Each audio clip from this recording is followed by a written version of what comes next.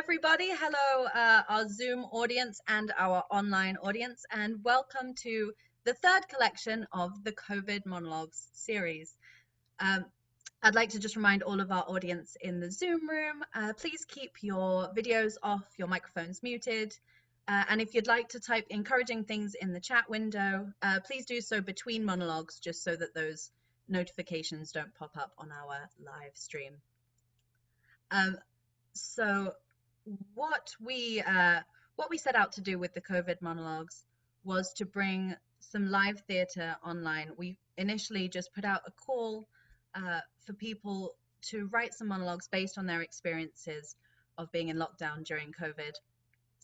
And we got over 60 submissions in total, which was an amazing selection to choose from, that we had to whittle down to just 25 monologues to perform for you. So we were very lucky to have all of those wonderful submissions. I'd also like to introduce to you Terry Power, Dr. Terry Power, who is my co-creator of the COVID monologues, just to introduce herself also. Hi, Terry.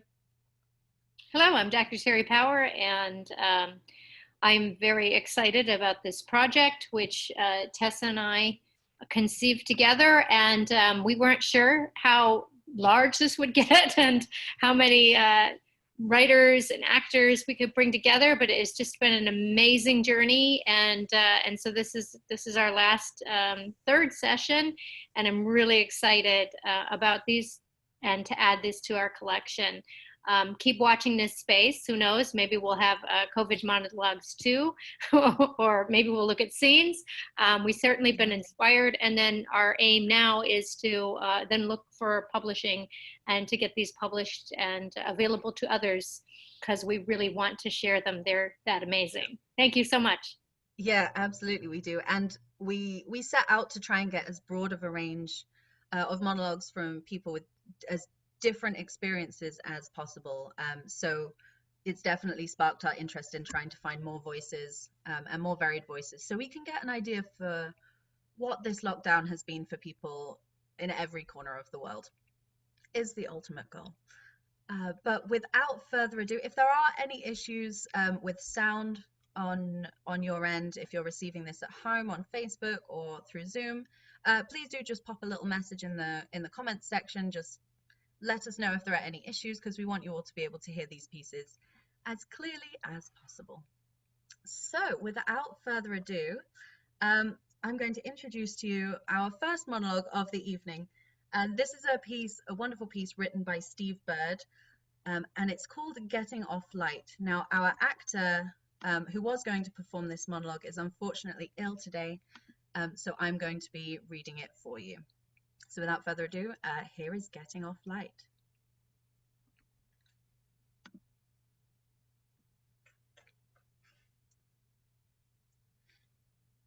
It's hard passing a pub on a day like this, or leaving Nana without a cuddle or a kiss. A wave to the kids as they drive off and go, our new arrival with no one to show. All this baby talk, but we can't show off our bump.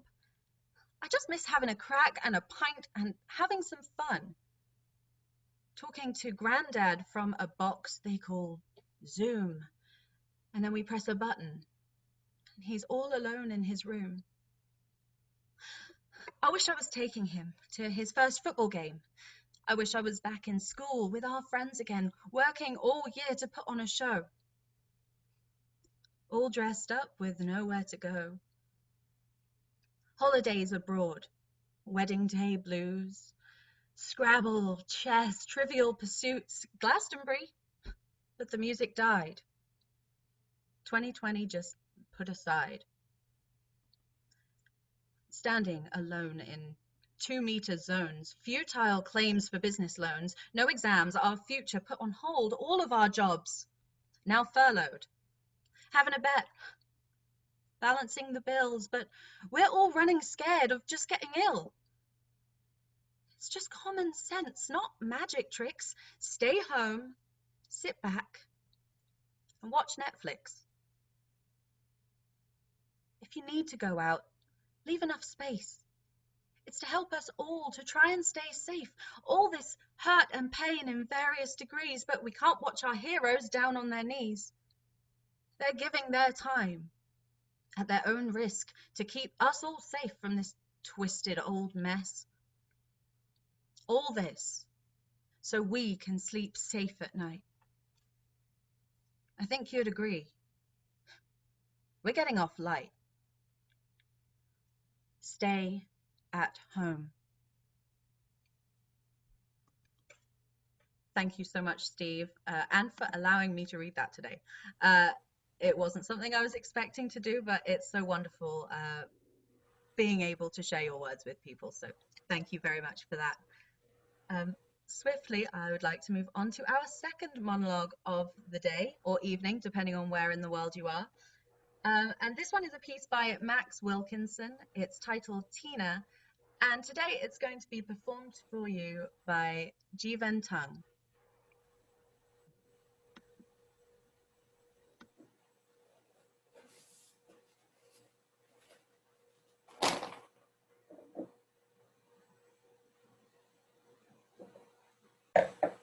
That was the worst thing I've ever done. It happened in the garden, just now. My garden has the perfect lawn with a tall wooden fence and a tower block behind it.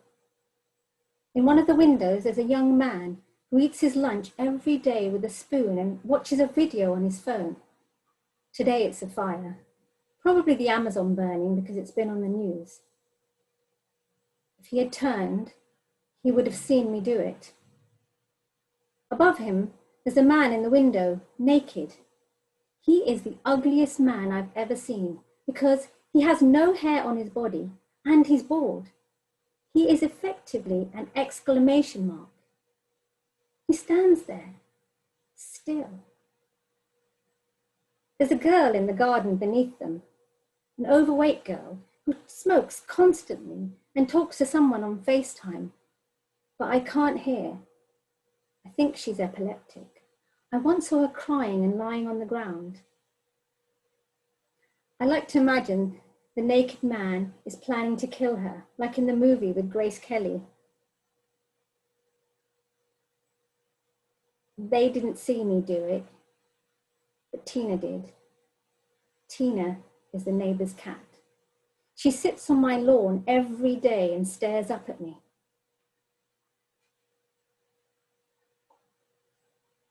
See, I've recently become a mum, and it's not going well. The state made me do it, maternity leave. I can't do it. I boil an egg, and all I can think about is someone boiling an egg. And it's not that I don't love my daughter. I do, which is surprising because my mum never loved me. When she was first born, I used to sit on the stairs, get drunk, and listen to her sleep. I'd listen to her cries turn soft and then silent, and I'd close my eyes too and imagine her older in a playground with kids, by a river, by a city, a blue sky, and I'm watching her behind a fence, and I'm screaming and I'm dragging at the fence and I'm clawing at it, get back, get away. And there's another woman holding her, but they both don't hear. And then the sky erupts in a flash, a bomb, and the heat rips across the river and pours like honey on all these kids, and all of them burn. And I'm still at the fence, screaming. This is what I mean. All this time has done something to me. And now, when I close my eyes, all I can see is a desert crack, a whale bleeding on a beach, a dog choke in a hole. I see a crowd of people surge and scream and break against a wall. I see an Amazon burn on a tiny phone. Oh, God. What is this? People used to describe me as bubbly. Or maybe I was always like this. Maybe I was just running maybe this is me. But nobody sees me except for Tina. Tina the cat, sitting there staring. My mum had a cat. My mum was an amazing woman. She always said the right thing, and she loved that cat. It was the only thing she ever loved.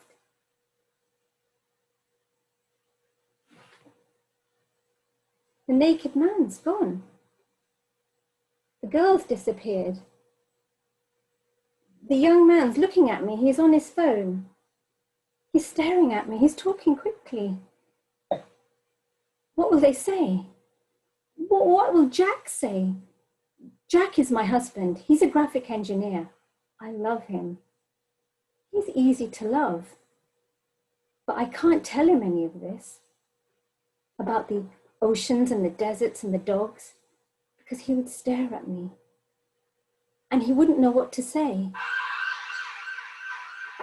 They'll take her away from this. My girl. It could be Amazon. Maybe it's an Amazon. Okay. I'm going to tell you before you hear it from someone else. So I was sat here listening to Classic FM and washing up, and faster and faster, I wanted to forget about everything, about the ice caps and the polar bears and the oceans and the deserts and the fair trade bananas sitting in a bowl in front of me. Bananas that were probably not fair trade at all, but pretend fair trade. Bananas that were exploiting farmers all over Brazil, and now they were here in my bowl with little flies, and they'd never be eaten, and the farmers were being exploited for nothing. Focus on the garden, focus on the wall, on the space between the wall and the patio and the little pear tree. Count the grass, the blades, the blade that never moves under the white sky. Look at the wall. Count the bricks, the crack. Look at Tina, sitting there. Count the whiskers, the hairs, the face that never moves, just watches and watches. And go out to her and watch her like she watches you, with those stupid, lovely eyes that never blink, that never think about anything. They stare and judge and never move, even when I put my hands around her tiny little neck and she didn't even squeak, as I twisted and twisted her little head off. And there she is, in that bag.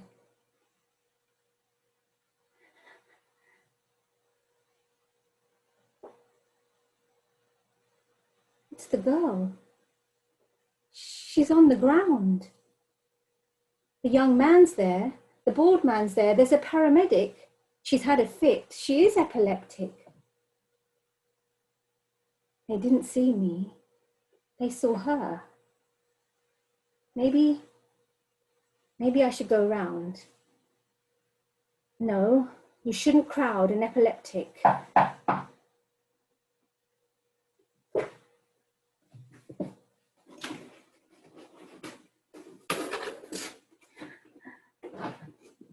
It was Amazon. Gardening stuff. I was going to get into gardening. I will get into gardening. I'm going to become the best fucking gardener there is in the neighborhood. And I'll invite the young man and the bald man and the girl for tea. But first, I'll bury Tina. Yeah, my first bit of gardening, I'll bury Tina, and then I will cook dinner and we can forget about the whole thing. And when Jack gets home,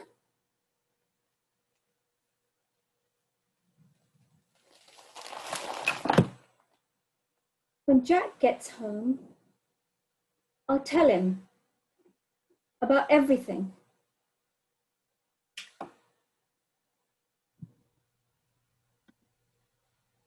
Thank you, Jeevan, and thank you, Max Wilkinson, for that wonderful story. When me and Terry first read it, we loved it. We thought it's so engaging, just the viewpoint you get when you're stuck in your own house and when all you can see is what the window outside shows you. So on to our third monologue of the evening. There are 9 monologues being performed tonight. We don't expect this to last longer than approximately 1 hour start to finish. But afterwards, if you would like to stick around for a little bit, we're going to invite all of our writers and actors on stage in case you have any questions that you might like to ask them. So be thinking of those as we go along, and you can type those into the chat box as we get nearer the end of the program. So our next monologue today is from John Maybe, and this one is called Zoom Zoom.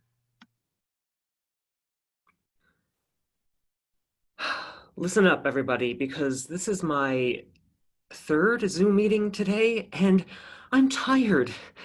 Tired of my small apartment that I used to love, but now can't stand. Tired of not leaving that apartment in weeks, but somehow I'm busier than ever. Tired of saying yes to each and every one of these online rehearsals and readings and workshops and whatever, because I don't want to miss out. My apartment is now open access 24/7 because time zones mean something's happening every freaking minute somewhere. It's never closing time. No more canceling plans because my bike has a flat, or the trains aren't running, or my dog needs me. Lying about why you're busy is virtually impossible in a virtual world. And you know what? I feel guilty even saying this right now, because there are some people who feel so alone. But whatever happened to slowing down and taking a breath as we socially distance? We're not even socially distancing, we're just physically distancing. It's all the same pressure from life like before, with none of the joy of actually being touched. And I miss touch. Touching somebody other than me. I feel so alone right now. I know you do too. Why can't we say it?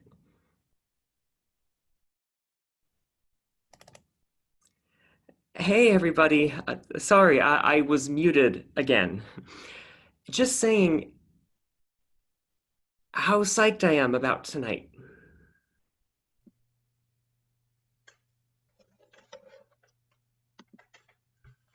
Thank you, John, and so wonderful to have you read the piece that you wrote as well. We have a complete mix here tonight, so we have John reading his own monologue, and then others are being performed by actors that we found to read the pieces.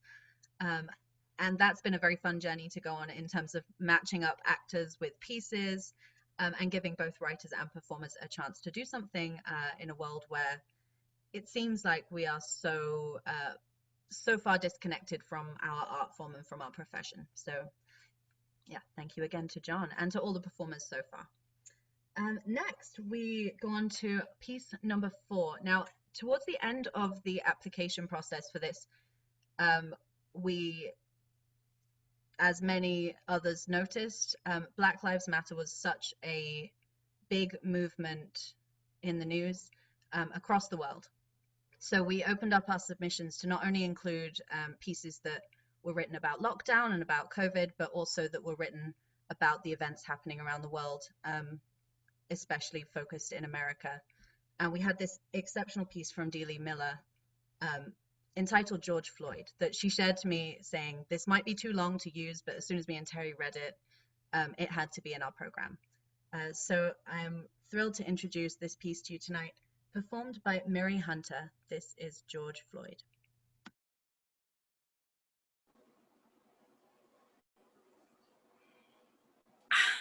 Yes. I live here. I can talk to you till my son comes home. I know what you want, okay? Is the microphone on? Yes, yes. I was standing here on the porch when the soldiers, the cops, turned to us from the street. I wasn't surprised, really. I marched the first 2 days since George Floyd's murder with my mask, of course, socially distant. Second day, I left earlier to get some dinner on the table. First, I heard it on the radio, but I smelled it right after. Something started to burn, and I thought, oh, something's fishy. No one I know would do that. They started using tear gas and rubber bullets. How crazy is that? The third day, Harry, my son, he wasn't home on time. Hold on, I'm getting to your part of the story. It was late, and I called around town for him to tell him to stay where he was. He had his mask, and I told him to take a jacket. Finally, he called. Said he got tear gas standing on the street. He was so upset and mad. I asked him to come home. Phil, my husband, Phil was driving the night shift, and he didn't want him to go out. He didn't want me to go out. And so he stayed. Harry stayed out. He said he'd be careful. Later, he said, some guy told him to take a souvenir for the evening. After all, you stood up for yourself and your people, and are you getting any justice? Harry was already late for home, okay? He's 15, looks 18, feeling drunk with power, 15. And yes, I'm sorry to say, yeah, he took something. He got himself arrested. He stayed in jail for the night, too embarrassed to call. All night, Phil and I we just picked the dry ham that was on the table, waiting for the phone. I was afraid for Phil to go out. Harry called the next day. Phil was too angry to speak on the way home. They looked so much alike. It was like Phil was mad at himself. When they got home, I asked Harry, why? He said he didn't like being pushed around. He said he didn't think it would make a difference, just like all the things we tried. So he took basketball shorts, like that made him a man. But everyone was doing it. They treat us like shit. And the guy said, we're on the same side. We both hate cops. They kill our people. We're oppressed too. I was enraged. I am enraged at the ass who told him what to do, at the world, and Harry. What have we taught you all these years? It wasn't yours to take. And yes, they do treat you badly. And so did the man who told you to go against all that we taught you. He baited you, divided us. You from your town, your friends, your neighbors. Was this guy really oppressed? He said he was from around the corner. Yeah, around the corner from a whole other state is what I heard. He said, bang your head against the wall, would you do it? Harry, I said, why did you go out in the first place? To show we're grieving, we're crying. But no. This man makes the police come after you, which made you angrier. So you do something and you're taken down. You understand? He was using your tears, our tears, exploiting our grief for himself. He wants to throw out the system altogether. He wants another civil war. And we take the fall. I personally don't think the first civil war is over yet. And you want to go for a second. Tell me, was he in jail too? With you? Was he? You want to cry? Go ahead. You could have been hurt. Worse. Isn't that what this is all about?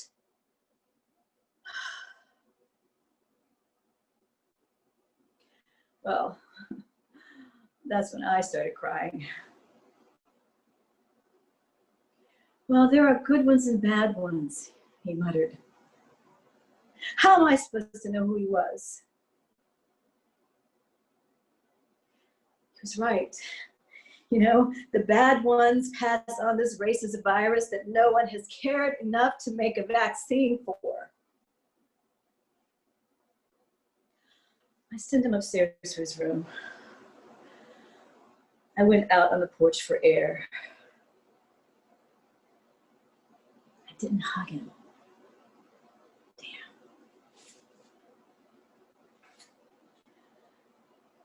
Today, I let him go out with his friends. We barely spoke. He was supposed to be back by 4. Okay, around 5:30. Are you listening? Are you listening? This is what you've been waiting for. Around 5:30, the military vehicles turned down our street. The soldiers start down. They're yelling to get inside. But my boy, he should have been coming any minute, and I don't want him to be scared. And it really was any minute. I mean, he was late. My sister joined me. She started filming, and she hasn't come out since this whole pandemic started. It was such a spectacle, like some old war movie. We hear, light them up. They shoot paint canisters at us. I already have a bruise from where it hit. Were we target practice? Where did justice for George Floyd get lost? And I realize they don't know if I'm good or if I'm bad. I'm just not following orders. And I've been following orders all through this pandemic. Through my whole life. I've been living in fear, just like they want.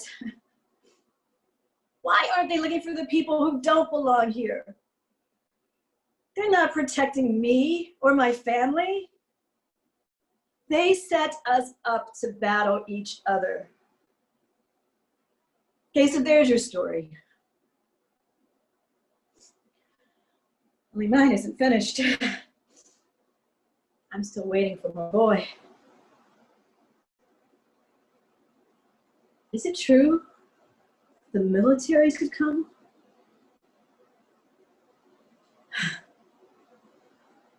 Who will they be hunting?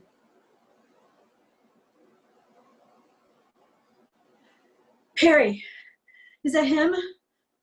By the street sign. Can you see?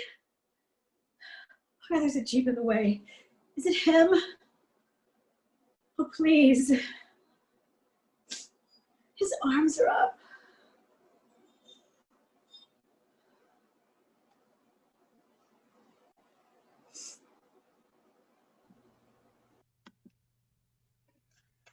Thank you, Mary, for performing that wonderful piece. I think a lot of those scenes, certainly when I first saw them, were incredibly difficult to watch, but it's the difficult content that we have to watch and stay engaged with, because that's what is showing us the truth of what's happening right now. So thank you so much to Dee Lee Miller for writing such a hard-hitting piece that I think really needed to be a part of our collection tonight. So thank you both for that. On to our next piece. Now this piece is from across the pond. This is set in England, I believe, although bear in mind our actress may not be performing it in a British accent. We've given all of our performers free rein to interpret these monologues as they like, and we haven't put any pressure on them to learn or memorize these pieces. So yeah, that's the format that we set up for them tonight, and I think that's one that actually is bringing forth a lot of great content and different reads for these monologues than myself and Terry saw when we first read them, which is very exciting for us. So our next piece is by Judy Upton. It's called Bunting, and today it's going to be performed by Jeanette Knight.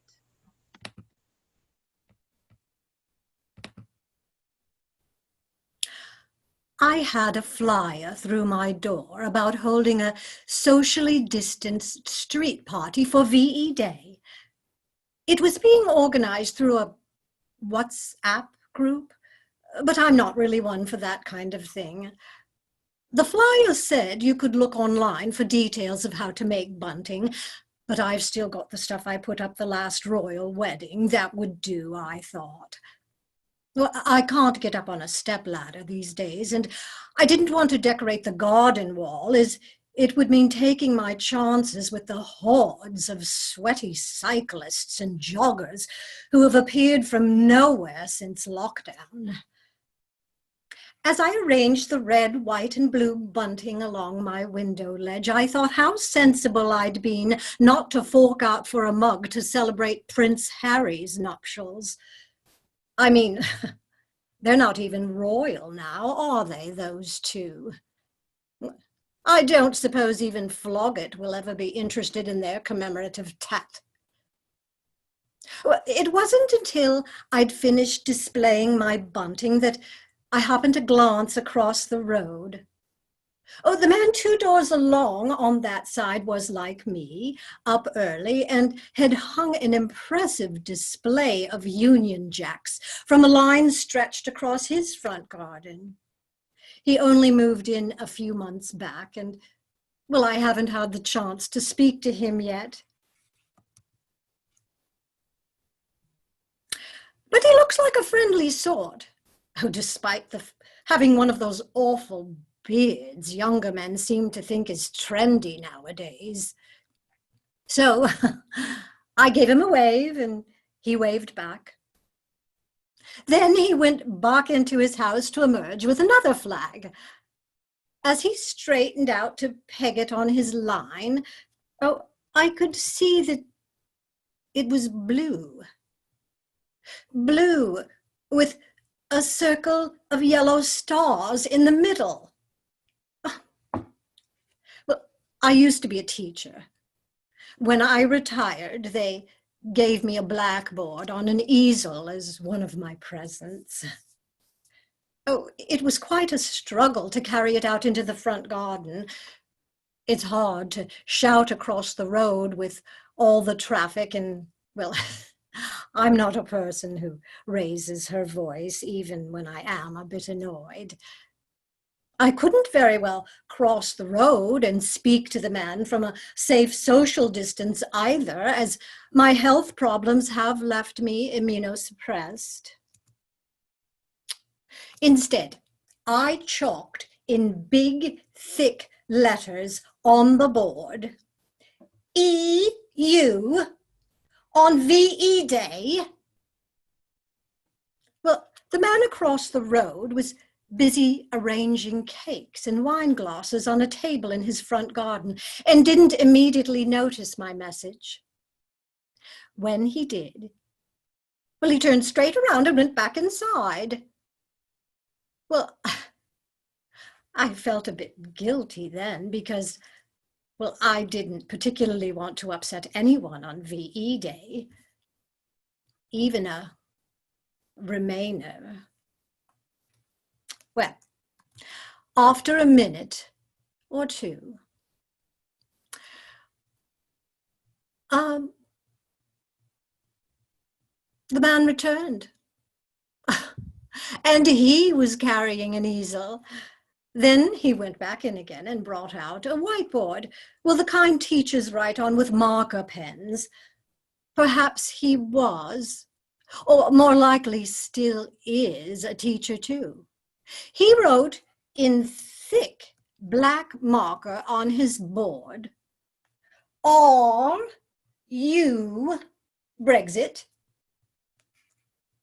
Well, I'm not sure I approve of writing "are you" as letters like that.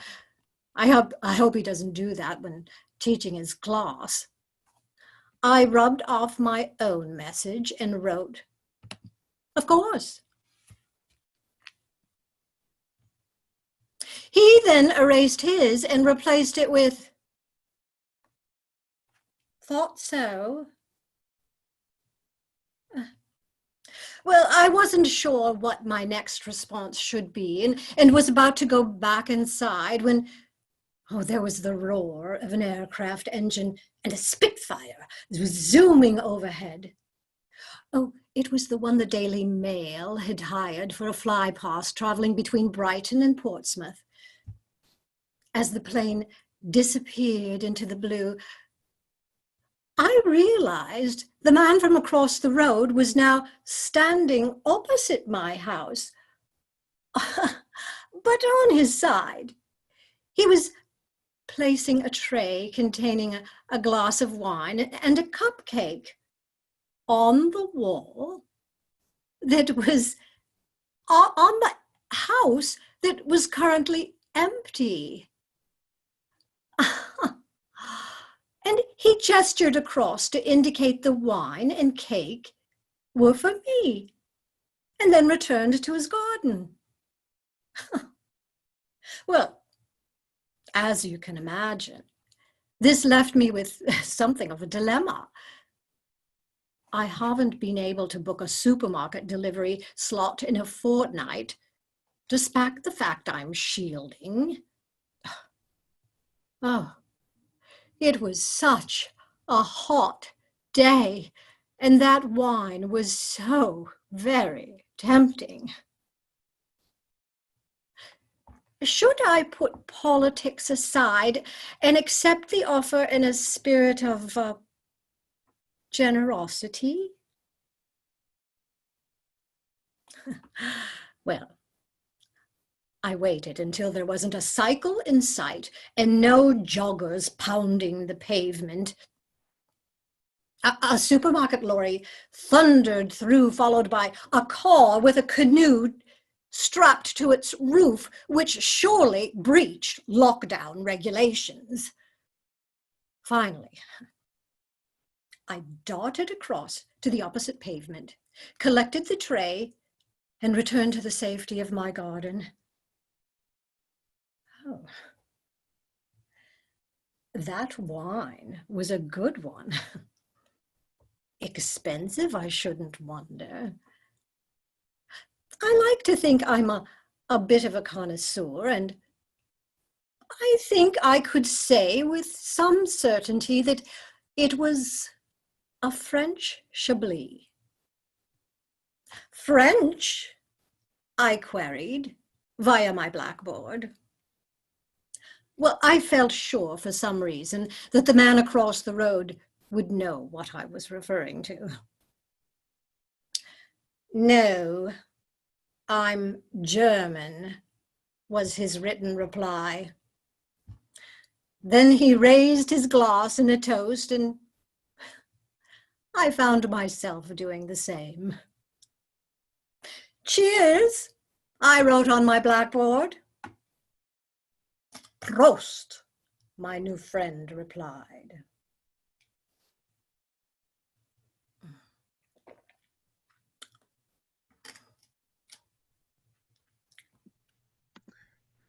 Thank you so much, Jeanette, for that, and a wonderful British accent. Jeanette is one of the Valley theatre community members close to me in Palm Desert, Palm Valley, California. So thank you so much for that, and such a wonderful piece too. Really reminds me of home, which is exciting. On to our next piece tonight. This one is written by Peter Ramsay, and this piece is called Not Woke Up. And today it's going to be performed for you by Francesca Hubbard. I don't think I can take this for a moment longer. I'm in meditation yet, and the children next door are making such a racket. I can hardly hear the soothing tones of the Tibetan bells. It's 10 a.m. for God's sake. Surely they should be indoors, like my son, Hugo, watching the CBBC homeschooling on their tablets. She just lets them run riot like feral children. But then again, she is a neo-hippie and does not shave her armpits. This is supposed to be my safe space. Clear my head before the long, hard slog ahead on Twitter and Instagram. Svetlana, of course, we had to lay her off. There wasn't much need for a live-in nanny now we're both working from home and most of the farmers' markets are closed. A decision I'm beginning to regret every day of lockdown. We are practically on top of each other. My home only has 4 bedrooms and the garden at 150 feet is practically a postage stamp. I wanted to stay in London, so sacrifices had to be made. I'm lumbered with homeschooling as Piers thinks my job is just a hobby, but there simply is not enough hours in the day, and now I have to put my crafting projects on hold, which is bad for my well-being. We've put the obligatory rainbow drawings in the window, and I must admit they were not actually drawn by my children, as those two are devoid of any artistic talents. So I outsourced them to a graphic artist that I've used in the past. I don't want everyone in the neighbourhood to think my children are not reaching their educational milestones. The hippie next door has rainbows drawings are spectacular, but she is an artist and gong bath healer, and her children have been holding paintbrushes since birth. She's so fucking woke, and all the neighbours have been taken in by her faux spirituality, smiling benignly, and those fucking dreadlocks. White people with dreadlocks is just wrong. I have concentrated my son's skills in the dramatic arts. So instead of clapping outside for the NHS, Hugo does a interpretive dance to honour the NHS heroes. Everyone should know that art comes in so many forms. So I'm working at home, doing my fashion blog and influencing. Everyone is mentioning all the other key workers, but it's us in the fashion world that never hear a mention. I think my work is vital. Let's face it, you still need to look great doing your Zoom calls. I've been working flat out discussing necklines in lockdown. I'm not getting as many likes as before, but because all the stuff's from last season, so they've seen it all before. And there's only so many things you can do with a wide belt and hooped earrings. I'm sure I've just lost another 1,000 followers and all the fashion shops are closed. People just want to watch celebrities making banana bread and key workers doing dances on TikTok. If this gets any worse, I'm just going to have to do a Jamie Oliver and drag the kids into my blog. I blame that non-entity, Victoria Beckham, for furloughing all her staff. Made real professionals like me seem so insignificant and vacuous. We do vital, important work for this country's economy. No one in the industry really took her seriously with that white elephant of a vanity project. She should have stuck to standing in the background of the Spice Girls, pointing. Odd line thrown out there, so not to be mistaken for a backing dancer. Families are a blessing and a curse. My mother has been trying to contact me via FaceTime. She's self-isolating at present, but I simply have to reject her call She does not appreciate how draining it can be doing all these watch parties.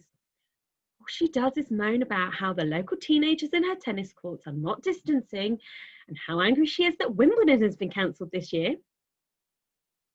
Hugo keeps pestering me to make some focaccia, but I've said, what's the point?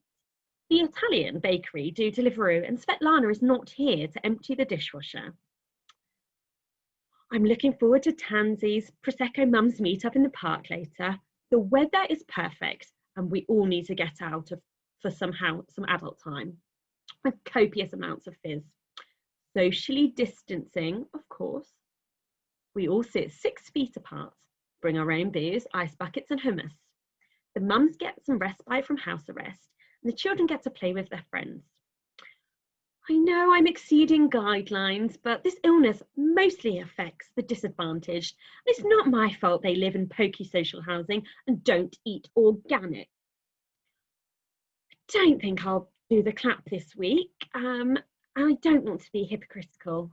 I had a blazing row with somebody in Waitrose who said she was a nurse. I went to the front of the queue as I was in a total hurry. I had a Zoom call from my book club and my soy organic ice cream was in the boot and it was likely to melt if I got held up. She said I should be ashamed of myself for trying to cut in front of the elderly and key workers with such a trivial reason.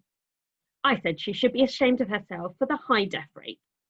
If she was doing her job properly, we would be more like Korea, but they are too busy making Facebook videos of them crying and they had to queue up in fucking Iceland. I was getting a lot of dirty looks as the NHS is a no-go area nowadays. I decided to forget about Waitrose and just chance it and see if they sell fair trade quinoa in my local delicatessen. So now I'll pray that this disease goes away, as it's my 40th in October and I have a month long of activities planned to celebrate, which I'll be going ahead, COVID or no COVID. In my opinion, in the animal world, it's survival of the fittest. The weak and the sick are left to fend for themselves, for the sake of the herd, and I cannot put my life on hold for the sake of some old dears in a care home and bus drivers.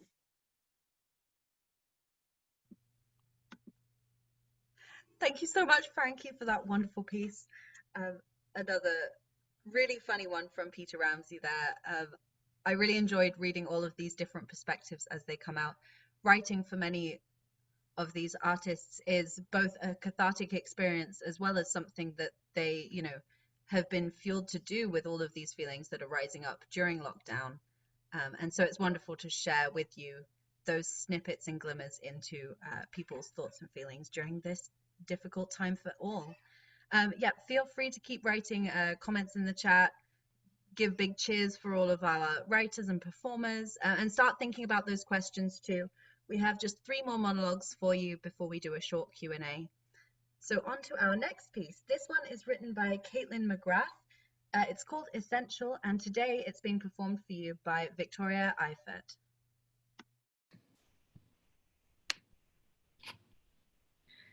Nope, sorry, we're out of toilet paper. Yes, I've checked. Yes, I've double checked. No hand sanitizer either. Although you should actually just be washing your hands, not using hand sanitizer. No, sorry, I guess I'm not paid to give you health advice. Yes, I will remember to be more polite to the next customer. Thank you, have a nice day. Hello, please step on the distance marker. That's not a distance marker, that's a smudge on the floor. Another step back, please. Because it makes me uncomfortable to have you closer. No, there's nothing wrong with you, there's just a pandemic. Yes, I can get a manager for you. Hello, please pull your mask up, because if it's over your mouth but not your nose, you can still spread the disease. Yes, I guess I am just a cashier. I can take those items back for you if you don't want them, but please be advised, touching items you don't intend to purchase is unsafe during the outbreak. I'm sorry if you think I'm being rude. Of course, allow me to get another cashier for you. Hello, please don't touch the sneeze guard. Did you know that cash is one of the dirtiest things on earth? Yep, I thought that was a fun fact too. Yes, you can pay me entirely in change. It's fine. Excuse me, please, everyone, please maintain 6 feet between yourselves in line. There are markers. Hello. Wow, you have your entire family here. Grandma too? Needed to get out of the house, huh? Yeah, I haven't left my house except to come here.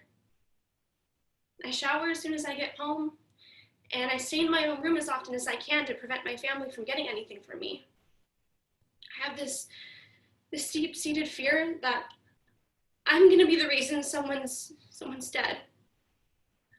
I'm angry and scared and tired all the time. I wish I could stay at home all the time, even though I'm also a little stir crazy. And I haven't seen my boyfriend in weeks because I'm essential. It's essential that I have to come here and help you with your purchase of Tic Tacs and a pair of jeans. And you brought 5 people in for that. Oh, nothing. I'm just talking to myself. Would you like a bag?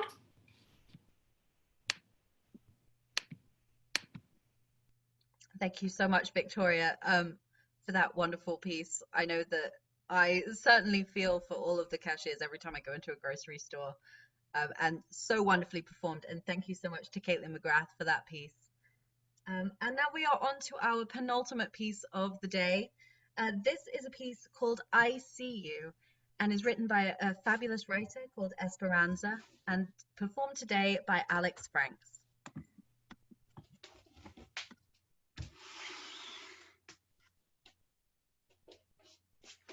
I see you. I saw you scuffle off just then to do your exercise. The 4th time you've been out today, not missed by prying eyes. I'll point the finger right at you if anybody dies. I see you. I got my trusty journal out and made a little note. Another non-essential trip is what I neatly wrote. And every single move you've made for weeks now, I could quote. I see you. When peeking through my curtains, all the neighbors I can see. Yeah, I could work for MI5. I've got no flies on me. There's no such thing as freedom. You've got no liberty. I see you. My precious book has every name and number on this street. I do my duty keeping track, so rules you cannot cheat.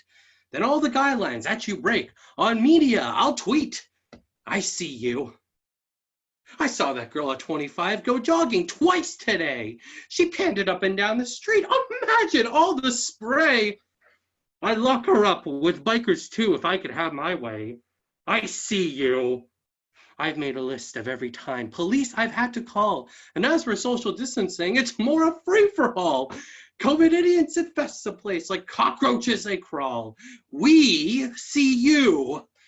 You make me sick, you people, when you dare to go outside. You should be made to wear a patch of rules you can't abide, or segregate you, split you up with COVID apartheid. I see you. I hope you get infected, because you all deserve to rot. I line you up against the wall so you could all be shot. Don't look at me like I've gone mad. I haven't lost the plot. I see you.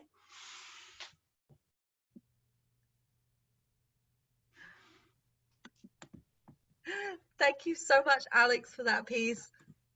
Beautifully performed. I love the physicality of that and just the energy that it brings. And Edwina was actually just talking to us about how she felt like this writer's voice was taking over her during lockdown, and that she had just words that had to come out and that were flowing out of her. So I think that's a really visceral piece that's an example of just her spilling all those thoughts and feelings. Wonderful, lovely performance, Alex. And now, very sadly, we are on to the last piece of our COVID Monologues series. This has been a series of 3 performances. If you didn't catch the first 2, you can keep up with them on Facebook. If you search at COVID Monologues, or on our YouTube page, we're going to upload them all to there at the end of this, so you can go back and watch ones that you might have missed. We are also hoping to do more performances in the future and potentially expand the program as we also seek publication for these pieces, as Terry mentioned earlier. So keep an eye out for that. Join us on social media to keep up to date with all of that. And if you have any questions, comments, feedback, you can also email us. Our email address is covidmonologues@gmail.com. So without further ado, I would like to present to you our final monologue of the evening. This is a piece by Lexi Bowman entitled You Can Do It, and today is being performed by Annie O'Callahan. Susan? Susan? All right, give me a thumbs up if you can see me. Yeah? Okay, you ready to get started? Awesome, let's get you warmed up with some lunges, all right? Okay, hold on, sorry. Okay, as you can see, I don't have a lot of space here in my living room. That's London living for you. I love your place though, Susan. That's a nice piano I see standing behind you. Oh, can't believe you can fit it right next to that massive TV. Oh, it's connected to the wall, I see. Well, that's clever, that saves space. All right. Space for jumping jacks. Here we go, Susan. Come on. We can't let quarantine get in the way of getting those toned thighs and that big booty, can we? They may take our gyms and most of our client base, but they'll never take our squats. Here we go, Susan. Come on. There we go. Yep. So I have a great no equipment workout for you, Susan. Yep, that's right. Oh, you got equipment. Oh, you got a whole set of dumbbells. Okay. And a kettlebell, I see. All right. I've been trying to get equipment everywhere, but they're all sold out. Or selling for 80 quid, and you know who's got that lying around. Should have come to you, you little hoarder. Oh well. We're only gonna need body weight for this workout, Susan. That should be enough body weight. I'm only kidding, Susan. You can do it, okay? So what we're gonna do is you're gonna give me 10 jump squats and then 40 seconds of punches, okay? Like this. Here we go. And 1, 2, 3. Come on, Susan, you can do this. 4, 5, 6. Come on, Susan, I don't see you. And 9 and 10. And now here we go. Come on, Susan. Come on, Susan. You can't just be sitting around watching your diamond-encrusted TV and playing your grand piano, huh? You gotta work for these games, all right? You gotta work for everything. Nothing comes easy, okay? There's always gonna be another girl with a high ponytail and an ass so round you can see your future in it. Yeah, you gotta differentiate yourself from the competition, Susan. It's tough out there, okay? Fitness. A saturated market that only sells perfection. or you gotta be fucking relatable, which means you're fat, but you got a journey. Yeah, I can't afford a dishwasher. How's that for fucking relatable? Come on, Susan, one more round to go. Here we go. 1 and 2 and 3. Come on, Susan! Come on, Susan! Come on, you can do this. You can do this. You can do this, Susan. And if you can't, what can you do, huh? You can't keep borrowing money from your parents, Susan. You're 28 now. Yeah. You know, they only look disappointed now automatically when they see you, right? They're like, I wonder what she's going to ask for now. Even when you only came over to bring a cake for your dad's birthday. Yeah. Except you only made the cake to give you an excuse to go over so you could ask for money to pay the rent for this fucking shithole. Yeah, your dad gave you money on his birthday. That's how much of a loser you are. Yeah.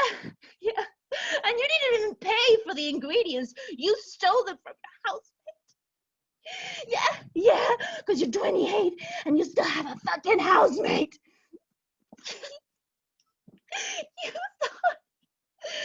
You really thought you could support yourself? You're dumb. That's dumb. You're dumb. And ugly. Everyone's right. Everyone's right. You can't do this. You can't do this. You can't do this. You can't do anything. Oh, fuck. Shit. Oh, God. Susan, I'm sorry. Shit. Susan, are you okay? I'm so sorry, Susan. I didn't mean that, okay? You can do it, okay? You are old. And you do eat too many biscuits. You need to work on your form, but you're trying. You're trying. That is the most important thing. Because if you don't try, then you'll never get what you want. And then you'll get stuck with the things no one wants. You can do anything you set your mind to, Susan. Anything. You just gotta love yourself and give yourself time to love yourself. Yeah, and then stop caring if other people love you, because if you do, then they won't want to. Yeah, and you gotta stop asking for their help. Yeah, you gotta be fucking accountable for yourself. And you need to buy your dad a birthday present and stop giving him vouchers for massages, and you gotta stop eating your housemate's food, okay? Even if she's on holiday. And you gotta... What, you trying to message me? Hold on. How do I... Oh. I've been on mute.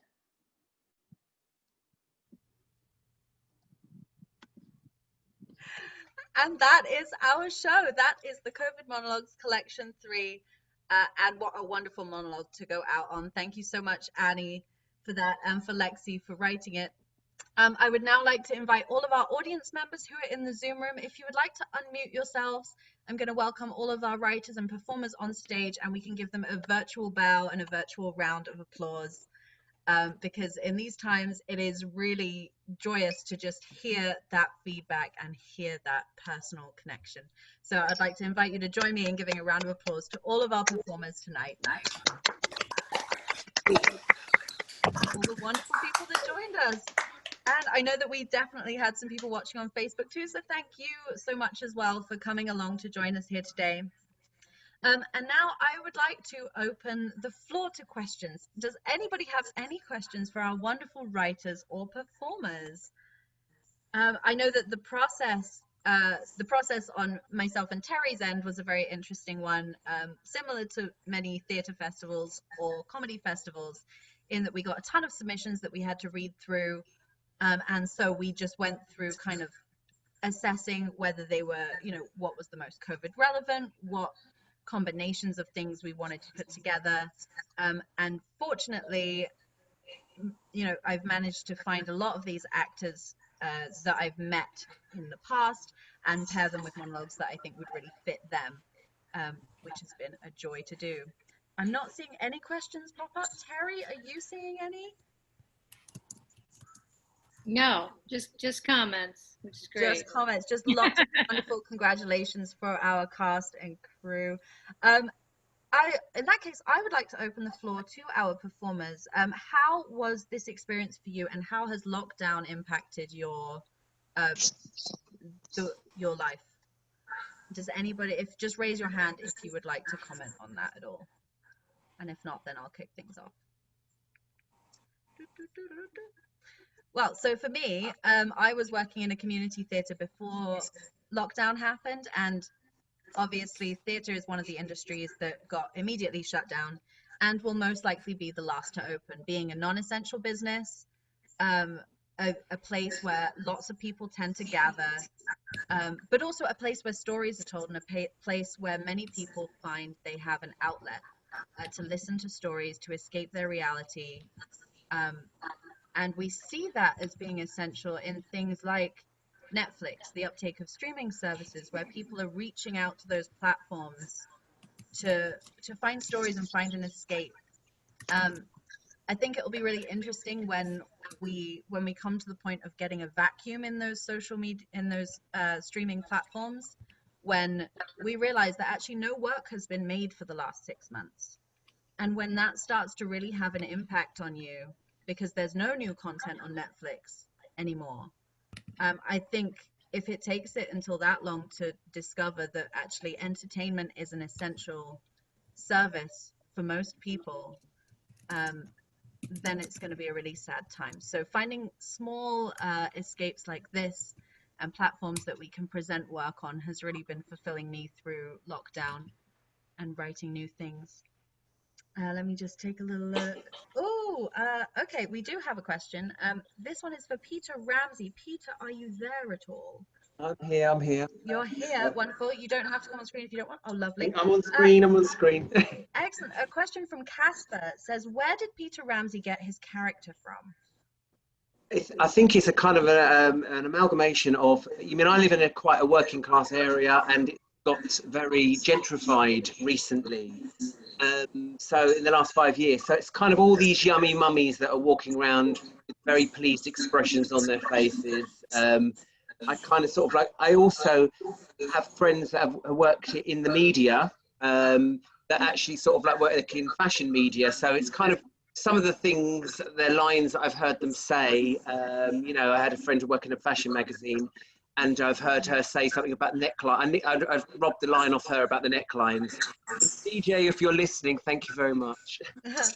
Yeah, I love that writing and particularly performance allows us to take these kind of snippets of life that we hear and transform them into characters. Thank the actress. She was very good. She did it justice. Well done. Yes, Thank you. Frankie did. I'm aspiring to be a yummy mummy, so that's why. Oh, okay. You look familiar. I don't know. Maybe I might have seen you with your rainbow Maybe drawing. we have. It was quite hard because some of the lines were really hard for me to say. Because actually I didn't believe him, and I don't think I've ever actually had that in a piece. I mean, the whole thing about the NHS, it was really hard. But I totally understand that there are people out there that think they are essential and aren't. So yeah, I really enjoyed the piece. I thought it was quite fun. Lots of very good things and interesting things to say. And I was sort of explaining it to my friends today at lunch, and they were kind of like laughing at it. And I was like, no, it's about having fun with it. It's so yeah, She was supposed to be grotesque. She was supposed to be grotesque character. Thank you. And Yeah. you're a lovely looking woman, so kind of you mean yes, you did it justice. Thank you very much. Thank you very much. That's always good to hear. Absolutely, and that's what we aim to do when we put the call out. We wanted as broad a range of voices as possible, and even if those voices aren't necessarily, you know, the voices of the writers as they are writing, they're trying to give a perspective, so that you get an idea of perspectives that might be in the world or that might not be in the world. They could be completely fictional, and that's the joy of live entertainment. I would like to know from our writers, I know last week we asked this question, how has lockdown affected your writing?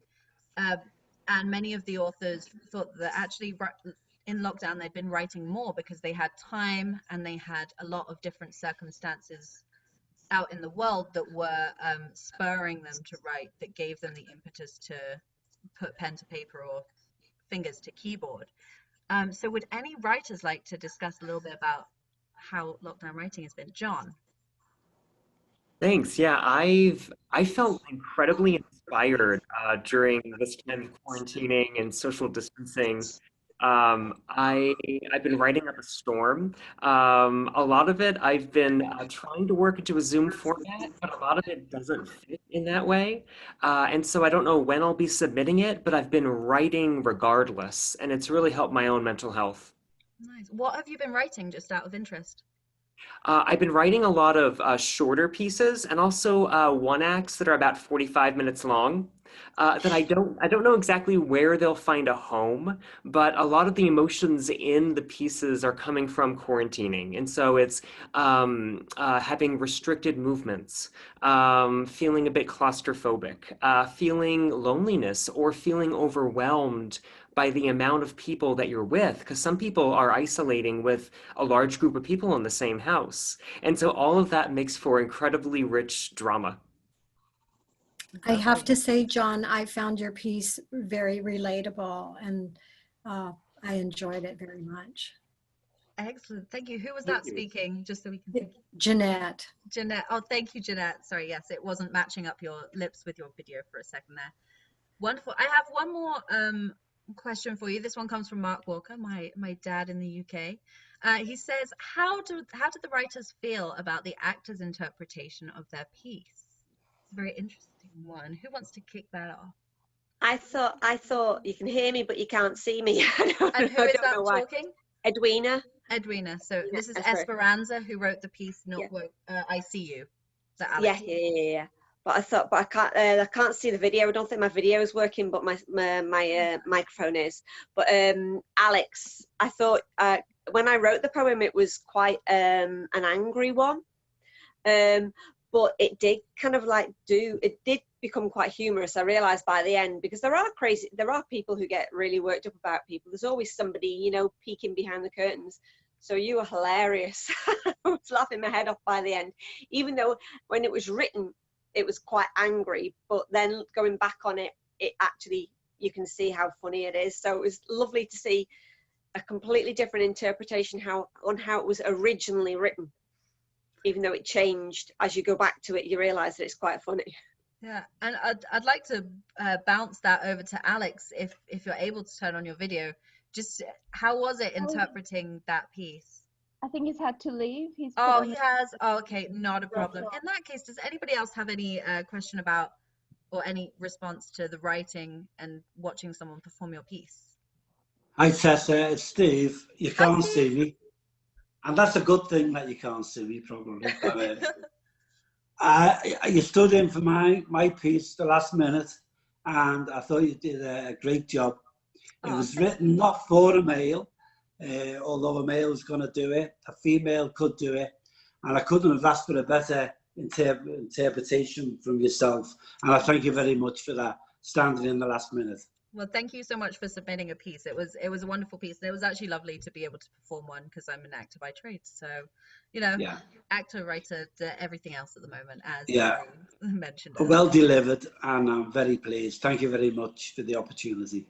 Thank you. Anyone, and I'll open the floor. Do any of our other actors or writers have any comments just on how the process has been, or how COVID has affected the work they do? And any messages to our audience here about how we might merge? No, I just wanted to thank everyone, because it was beautiful sitting there watching everybody. A bit jittery because I was at the end, but it was such a trip. It was such a broad range of emotions and situations, and I think I could connect with all of it. And it was a reality for me. At some point or another during all the monologues, I was like, yep, got that, check. I loved my piece. I don't know if Lexi's here. Just wanted to meet her. Oh, that's you. Hi. Hi, Lexi. I thought you were so brilliant. You were so good. You were better than I even imagined it. It was perfect. Thank you. I didn't throw my laptop. The note says I have to throw my laptop on the floor. No, don't worry. I wondered how you tackled that, Annie. Yeah, there's limitations. No, but I loved it. It was a very fun piece to do, and even though she's a personal trainer, I relate to that, trying to transfer such a job that needs other people in the room, such as this, and we all do theater, trying to do, my actual flatmate, he's a music teacher, and I perform, and I do, trying to transfer all these scenarios to the virtual reality, to the virtual world, carries its own, frustrations and complications, and how are you going to make money, and how are you going to support yourself, and how are you going to do what you're good at? But now you got to do what you're good at here. And what if what you're good at, you're not good at it anymore through a screen?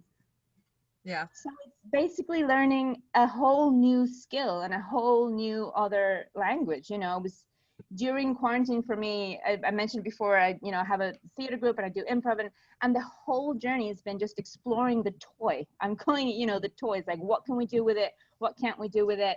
And I was starting to think, should I learn code?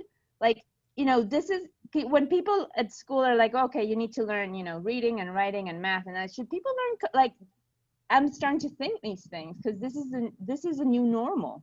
Yeah. Trying to transfer all of our knowledge and all of our experience and make it work in this setting. So it's been a great experience. I really love doing. Thank you for writing that, because it was painful, but it was so much fun as well. And You it was a did good an workout. excellent commitment to the workout, I have to say. And lastly, before we sign off for the evening, does anybody have anything they would like to plug? Any performances coming up, or any other ventures that they're involved in? If you'd like to stick it in the comments and then also announce it to our audience so people know where to find what you're doing next. Mm-hmm. Who has anything? Anyone? Well, I have it. I was writing it on the thing, but okay. There's an online theater festival that's happening not next week, but following week on the 17th, 18th, and 19th of September, and it's organized by a group of artists in Venezuela. But it's got 3 categories, and it's got Venezuelan creators in Venezuela, Venezuelan creators abroad, and international creators from all over the world. So there's 3 days for that. And the group that I've created here in Barcelona, we've got selected and we're performing on the Friday, the 18th of September. That's 10 o'clock, 10 o'clock Barcelona time, which God knows what time it is for all of you, because everyone's everywhere in the world. But it's free, and you only need to write to the email address to get a link to the Zoom, and it's a 15-minute play, and it's about leaving. It's called Irse. It's bilingual. It's in English and Spanish at the same time, but it's pretty, lovely, I think, understandable. So that's happening. Fantastic. John?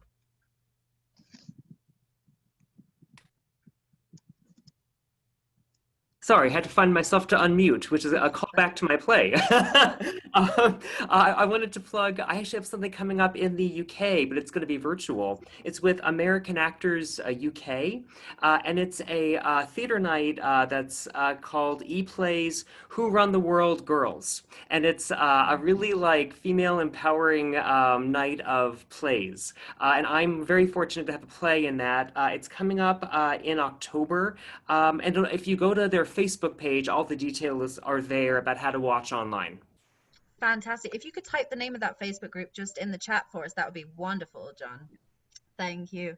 And every Wednesday, I'm going to plug quickly that you can find myself, potentially Jivan and Frankie, performing in our improv troupe back in the UK called What's the Game Improv, and we do improvised long form stories. Currently, we're wrapping up a film noir experience that's been going on in the same town of Noirville for the past 5 weeks or so.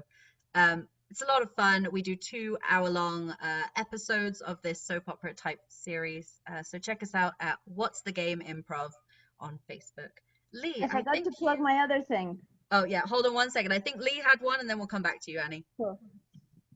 Did you have something, Lee? Oh, you're still muted. There I am. If you do. There we go. I wanted to thank Miri, which I didn't get to do yet. Thank you so much. And to answer your father's question, I didn't have a big conception of what it was going to be. And this is the first time I've heard it. So I was really happy to see what Miri did with it. It was really wonderful. I did want to say that I have a piece on Facebook right now on Nora's Playhouse. You may have seen The Earth's been canceled, and there's a picture of the Earth. You can find it under that, and the piece is called Tsunami. Oh, and wonderful. If you like it, give it a like, please. Fantastic. It's just Nora's Playhouse? Nora's Playhouse, and under one of their, they actually put it up a number of times, but under one of their pictures of the Earth with a big canceled across it, you'll see other people have posted things and written in, and that's the one, and it should be the first piece on there.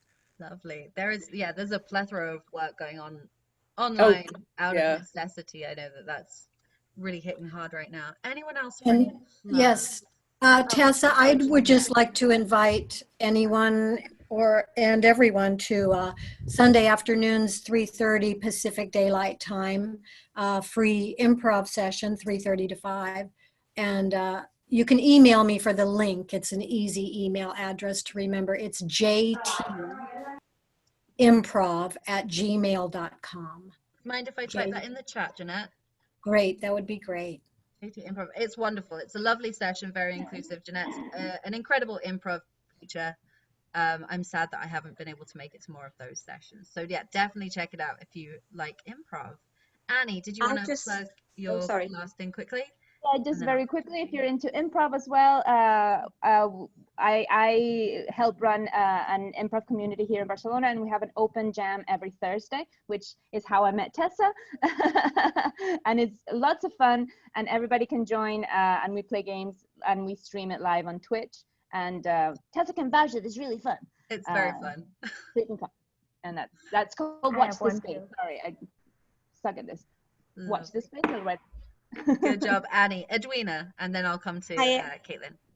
Yeah, sorry. I'm just on Facebook. There is a page. It's called Esperanza 2020, and I'm starting to create a YouTube channel where the poems are going on there. But because I don't particularly want to do them myself, if anybody's interested in reading them, there's a lot of them now that are there. There's a real diverse, different, points of view.